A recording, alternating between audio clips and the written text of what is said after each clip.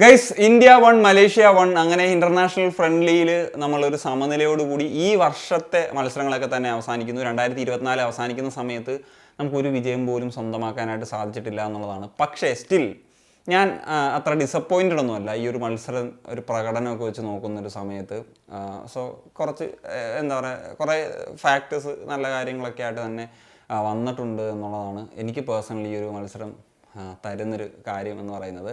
പിന്നെ എന്ന് വെച്ച് കഴിഞ്ഞാൽ നമ്മൾ പോട്ട് 1-ൽ തന്നെ നിൽക്കുന്നു എന്നുള്ള ഒരു ഫാക്ടർ കൂടിയുണ്ട്. പിന്നെ നമുക്ക് ജയിക്കാമായിരുന്നൊരു മാച്ച് ആയിരുന്നു എന്നുള്ളതാണ് എനിക്ക് പേഴ്സണലി ഈ ഒരു മത്സരത്തെ പറ്റി പറയുകയാണെങ്കിലുള്ള അഭിപ്രായം എന്നുള്ളതാണ്. മലേഷ്യ നല്ലൊരു കോമ്പറ്റീറ്റീവ് ആയിട്ടുള്ള ഒരു മത്സരം ഇന്ത്യക്ക് എതിരെ കാഴ്ചവെച്ചു എന്നുള്ളതാണ്. അവരുടെ ഒരു സൈഡ് അത്യാവശ്യം നല്ലതായിരുന്നു. ഞാൻ മുമ്പ് പറഞ്ഞിരുന്നു, ഒറിജിൻ പ്ലേയേഴ്സ് ആണെങ്കിലും നാച്ചുറലൈസ്ഡ് പ്ലേയേഴ്സൊക്കെ അടങ്ങുന്നൊരു സംഘമാണ്.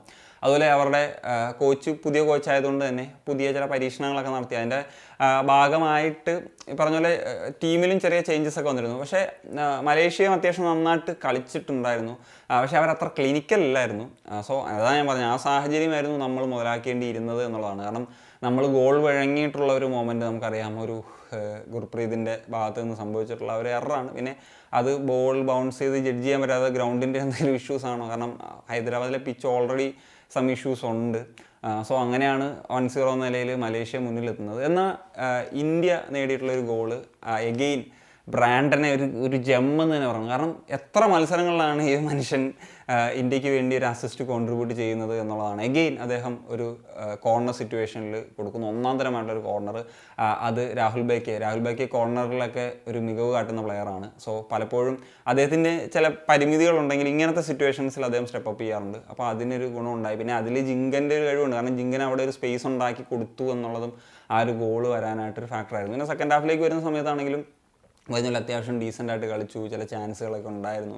ഇത് പറഞ്ഞ പോലെ മലേഷ്യ ആണെങ്കിലും വലുതായിട്ടൊന്നും കൺവേർട്ട് ചെയ്യാനായിട്ട് സാധിച്ചില്ല. പിന്നെ ഈ ഒരു മത്സരം ഞാൻ പറഞ്ഞല്ലോ ജയിക്കാമായിരുന്നൊരു മാച്ചാണെന്ന് പറയാനുള്ള കാരണം ആ ഒരു ഗോൾ ഒരു അൺനെസസറി ആയിട്ടുള്ളൊരു ഗോളായിരുന്നു. സോ അത് ഒഴിവാക്കിയിരുന്നേ നമുക്ക് ആ ഒരു വിജയം ഈ സീസണിലായതൊരു വിജയം സ്വന്തമാക്കായിരുന്നു. പിന്നെ നമ്മൾ ഡിഫെൻസീവ്ലി അത്യാവശ്യം നന്നായിട്ടാണ് കളിച്ചത്. കാരണം ജിങ്കൻ വന്നതോടുകൂടി കുറച്ചും കൂടി ഉറപ്പായിട്ടും ഒരു എനർജി അല്ലെങ്കിൽ ഡിഫെൻസീവ്ലി ഉള്ള ഷേപ്പ് ഒക്കെ വളരെ നന്നായിട്ട് വന്നിട്ടുണ്ട് എന്നുള്ളതാണ് എനിക്ക് പേഴ്സണലി ഉള്ളൊരു അഭിപ്രായം. പിന്നെ പറഞ്ഞല്ലോ, നമ്മൾ ഗോൾസ് കണ്ടെത്തുന്ന കാര്യത്തിലേക്കൊക്കെ വരണം, അതിലേക്കൊക്കെ പ്ലേയേഴ്സ് വരണം. അപ്പം ഫറൂഖിൻ്റെ കാര്യം എടുത്തു കഴിഞ്ഞാൽ കഴിഞ്ഞ മാച്ചിൽ നമുക്ക് വലിയ പ്രതീക്ഷ ഡീസൻ്റായിട്ട് കളിച്ചു. പക്ഷേ കൺസിസ്റ്റൻ്റ് ആയിട്ട് കളിക്കുന്ന, സ്കോറിങ്ങിൽ കളിക്കുന്ന പ്ലേയേഴ്സൊക്കെ വരിക എന്ന് പറയുന്നത് ഒരു വളരെ ഇമ്പോർട്ടൻ്റ് ആയിട്ടുള്ളൊരു ഫാക്ടർ തന്നെയാണ്. സോ ഞാൻ പറഞ്ഞ മലേഷ്യയെ സംബന്ധിച്ചിടത്തോളം അവസാന മിനിറ്റിൽ അവർക്ക് ഗോൾ അടിക്കാനുള്ള ചാൻസ് ഉണ്ടായിരുന്നു. അത് പോസ്റ്റിൽ ഇടിച്ചു പോയി. അതിലൊക്കെ ജിങ്കൻ്റെയൊക്കെ ഒരു നന്നായിട്ട് പ്ലെയറെ ഷീൽഡ് ചെയ്ത് ഡിഫെൻഡ് ചെയ്തു എന്നുള്ളതാണ്. അതുപോലെ ഇന്ത്യക്ക് ആ ഒരു മൊമെൻറ്റിൽ തന്നെ ഒരു കൗണ്ടർ അറ്റാക്കിങ് സിറ്റുവേഷനൊക്കെ അവസാനം വിൻ ചെയ്യാനുള്ള മൊമെൻറ്റിലേക്കൊക്കെ വന്നതാണ്.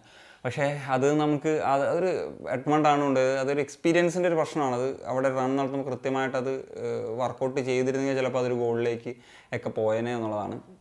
സോ അങ്ങനെയാണ് നമ്മുടെ ഈ ഒരു വർഷം അവസാനിക്കുന്നത്. ഇനി ജൂണിൽ നമ്മൾ കോമ്പറ്റേറ്റീവ് മാച്ചാണ് കളിക്കേണ്ടത്, AFC ക്വാളിഫയേഴ്സ്. ചിലപ്പോൾ അതിന് മുന്നേ ഒരു ഫ്രണ്ട്ലി കിട്ടിയാൽ നന്നായിരിക്കും.